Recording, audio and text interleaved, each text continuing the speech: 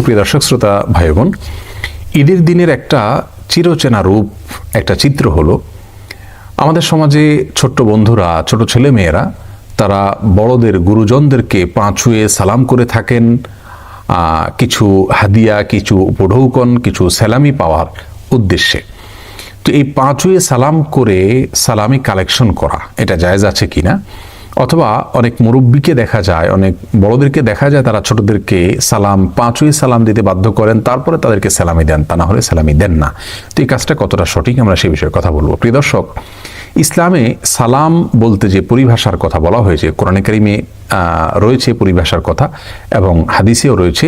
আল্লাহ সুবহানাহু ওয়া তাআলা কোরআনে বলেছেন, ইদা হুয়িতুম বিতাহিয়াতিন ফাহাইয়ু বিআহসানা মিনহা আও রুদ্দুহা।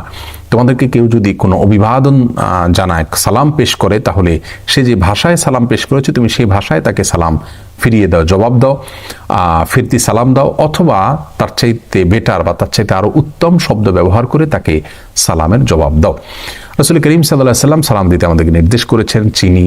চিনি না, যে কোনো মানুষকে, চেনা অচেনা সব মানুষকে সালাম দেওয়ার নির্দেশ তিনি করেছেন। সালাম মুখ দিয়ে উচ্চারণ করে একজন আরেকজনের শান্তি কামনা করে দোয়া করা হয়, সেটাই হলো সালাম।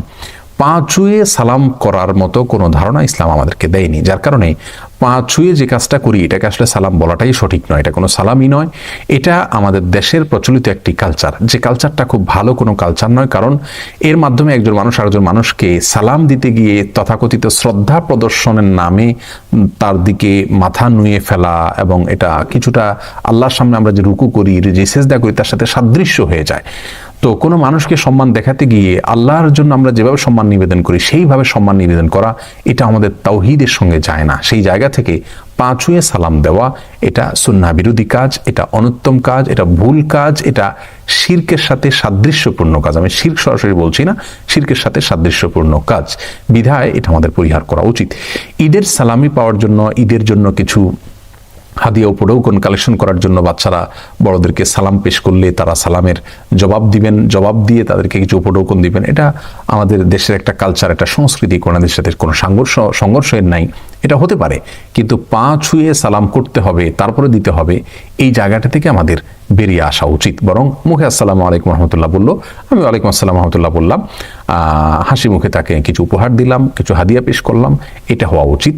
আর বাচ্চাদেরকেও সালাম, পা ছুঁয়ে সালাম দিতে বাধ্য করা উচিত না, বরং তাদের শেখানো উচিত যে না, পা ছুঁয়ে সালাম নয়, পা ছুঁয়ে সালাম করতে গেলে তুমি মাথা নত হতে হয়, এ মাথা শুধুমাত্র আল্লাহর জন্য নত করা, এটাই একজন মুসলিমের জন্য ইসলাম কর্তৃক নির্দেশিত। বিধায় আমরা পা ছুঁয়ে সালাম দিয়ে সম্মানী নেওয়া, অথবা পা ছুঁয়ে সালাম করার পর সম্মানী দেওয়া, এই কালচার থেকে আমরা বের হয়ে আসার চেষ্টা করব।